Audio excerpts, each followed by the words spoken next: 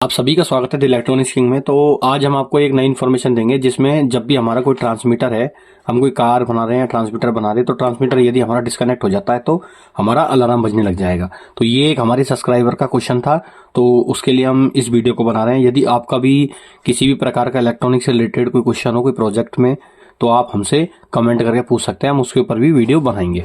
तो अब यहाँ पर हमारे सामने दो तीन तरीके की बात आ जाती है।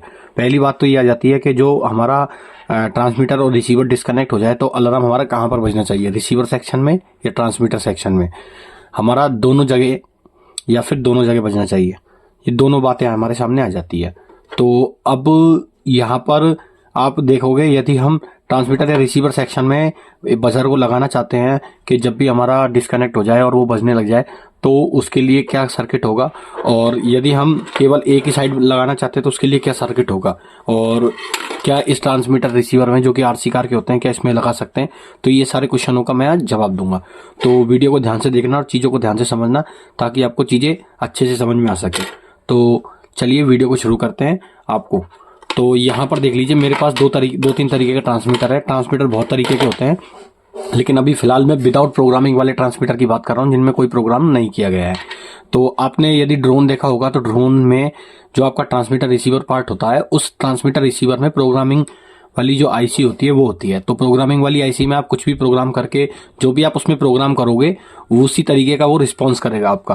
तो उसमें तो प्रोग्राम किया हुआ होता है, इसलिए दोनों साइड आराम से बच जाता है क्योंकि वो प्रोग्रामेबल होता है। लेकिन विदाउट प्रोग्राम में इसको करना थोड़ा कॉम्प्लिकेटेड होता है, ज़्यादा कठिन भी नहीं होता है, लेकिन कर सकते हैं। अब यहाँ पर हमारे पास सिंगल चैनल का ट्रांसमीटर रिसीवर है, तो हम इसमें नहीं कर सकते क्योंकि हमें एक चैनल तो केवल उस बजर के लिए यूज़ करना ही पड़ेगा।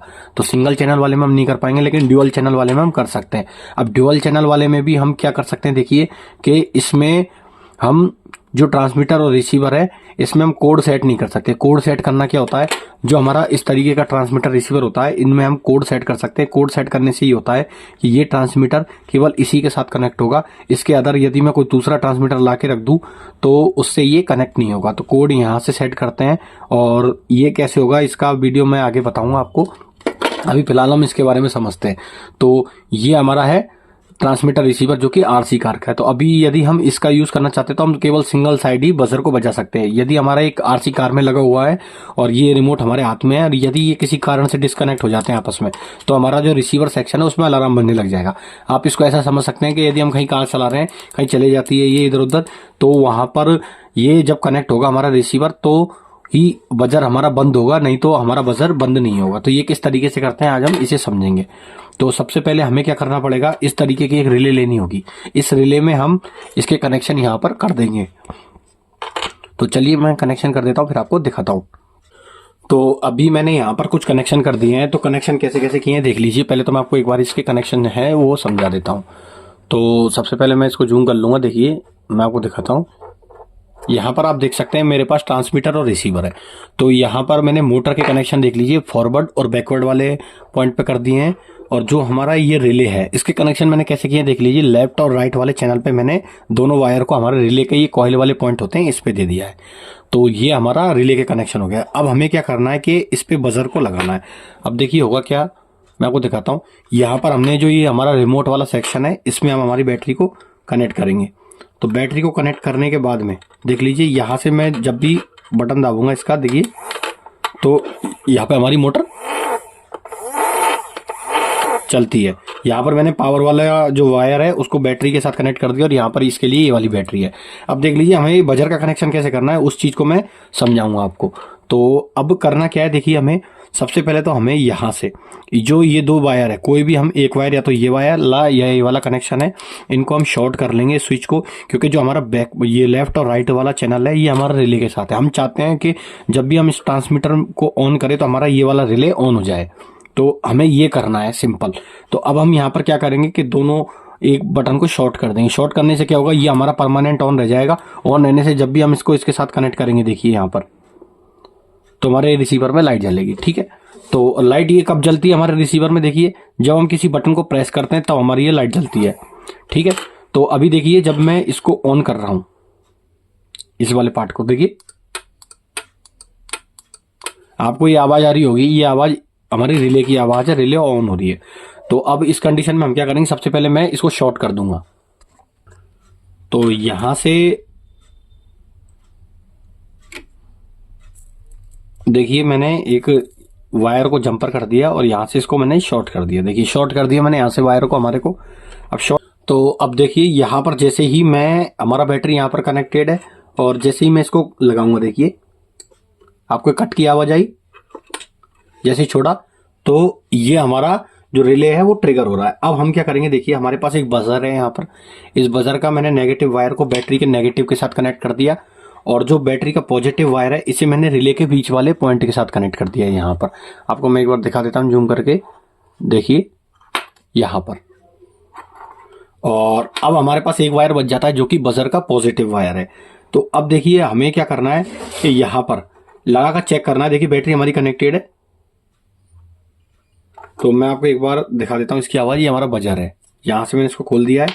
अब देखिए यदि मैं इस पॉइंट के साथ लगाता हूँ, यहाँ पर हमारे इसको कनेक्ट करता हूँ, तो क्या होगा कि जब भी हमारा ट्रांसमीटर ऑन होगा तो हमारा ये बजेगा, और जब भी मैं इस वाले पॉइंट के साथ लगाता हूँ तो हमारा सिस्टम रिवर्स हो जाएगा। अभी देखिए मैं यहाँ पर इसको लगा दिया मैंने।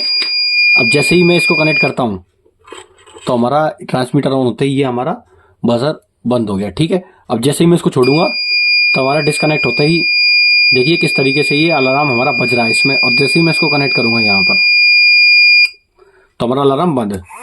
और अब मैं यहाँ से मोटर वगैरह कुछ भी चला सकता हूँ, लेकिन जैसे ही यदि हमारा कार आउट ऑफ रेंज हो जाता है तो हमारा ये अलार्म बजने लग जाएगा इसमें, क्योंकि हमारा ये डिस्कनेक्ट हो गया, आउट ऑफ रेंज हो गया, इसको सिग्नल नहीं मिल रहा है। तो अब मैं इसको वापस कनेक्ट करूंगा तो ये हमारा बंद हो जाएगा। जब तक हमारा रिमोट यहाँ पर कनेक्ट है तब तक ये हमारा अलार्म नहीं बजेगा। और अब हम यहाँ पर इस पॉइंट को हटाकर यहाँ पर इन दोनों के बीच में स्विच लगा देंगे, और जब भी हम गाड़ी को ऑन करेंगे तो पहले हम रिमोट को ऑन करेंगे फिर हम गाड़ी को ऑन करेंगे, जिससे हमारा अलार्म नहीं बजेगा। तो ये था हमारा अलार्म का सेक्शन। अब मैं आपको बता देता हूँ, यदि आपको दोनों साइड अलार्म लगाना हो तो आपको क्या करना पड़ेगा। आप इन ट्रांसमीटर का यूज़ नहीं कर सकते। इन कंडीशन में आपके पास दो ही ऑप्शन रह जाते हैं।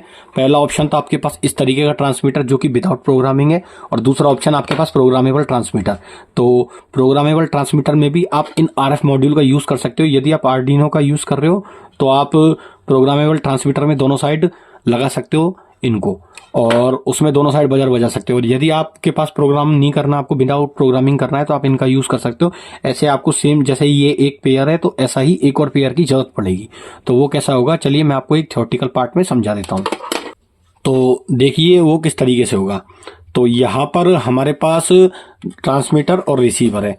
ये वाला पार्ट हमारा रिसीवर पार्ट है, ये वाला पार्ट हमारा ट्रांसमीटर पार्ट है। यहाँ पर आपको स्विच लगे हुए हैं। अब देखिए इसमें जो एक विशेष क्वालिटी होती है, एक जो सबसे अच्छी क्वालिटी होती है इस ट्रांसमीटर रिसीवर में वही होती है। यहाँ पर आप देख सकते हैं ये कुछ स्विच बने हुए हैं, ये हमारा कोड जनरेट करने के लिए होते हैं। यदि मैं यहाँ से पहला स्विच को ऊपर कर दूंगा और दूसरे स्विच को ऊपर कर दूंगा तो हमारा जो ये रिसीवर पार्ट है ये केवल उसी रिसीवर के साथ कनेक्ट होगा जिसमें भी ये सेम स्विच ऊपर की तरफ होंगे। यदि मैं इसमें ये सेम दोनों ऊपर की तरफ कर दूंगा तभी ये आपस में कनेक्ट होंगे, नहीं तो ये कनेक्ट नहीं होंगे। ये और इसी तरीके से हम इसमें कोई भी बहुत सारे कोड बना सकते हैं।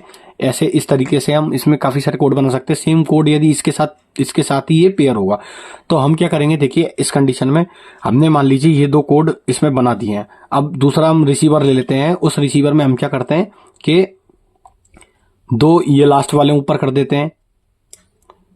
तो होगा क्या कि हमारा जो ट्रांसमीटर रिसीवर वाला पार्ट है वो ये दोनों आपस में कनेक्ट हो जाएंगे, उधर वो दोनों आपस में कनेक्ट हो जाएंगे। अब हम एक रिसीवर को एक ट्रांसमीटर के साथ रख देंगे और एक ट्रांसमीटर को एक रिसीवर के साथ रख देंगे, और उसके आउटपुट में जैसे हमने यहाँ पर रिले लगाया था सेम उसी तरीके से हम लगा देंगे। तो ये हमारा सेम दोनों तरफ बजर बजाने का काम करेगा, क्योंकि एक साइड हमारा ये आउटपुट देगा और दूसरी साइड हमारा दूसरा वाला ट्रांसमीटर आउटपुट देगा। और ट्रांसमीटर रिसीवर हमारे एक जगह भी हो तो भी आपस में कनेक्ट नहीं होंगे, क्योंकि दोनों की जो कोड है वो अलग अलग है। तो इस तरीके से हम दोनों साइड बजर बजा सकते हैं। तो यदि आपको वीडियो अच्छी लगी हो तो वीडियो को लाइक कर देना, और यदि आपको ये वाला जो मैंने पार्ट समझ में नहीं आया तो जब मैं बाद में इसके ऊपर और वीडियो डिटेल बना दूंगा जिसमें मैं आपको दोनों तरफ बजर बजा के समझा दूंगा। तो यदि वीडियो अच्छी लगी हो तो वीडियो को लाइक कर देना, और चैनल पर न्यू हो तो चैनल को सब्सक्राइब कर लेना। यदि आपको इलेक्ट्रॉनिक्स में किसी प्रकार की कोई भी दिक्कत आ रही है, कोई प्रॉब्लम आ रही है, तो आप हमसे कमेंट में पूछ सकते हैं सवाल, और हम कोशिश करेंगे उसके ऊपर वीडियो बनाएं। तो मिलते हैं नेक्स्ट प्रोजेक्ट में।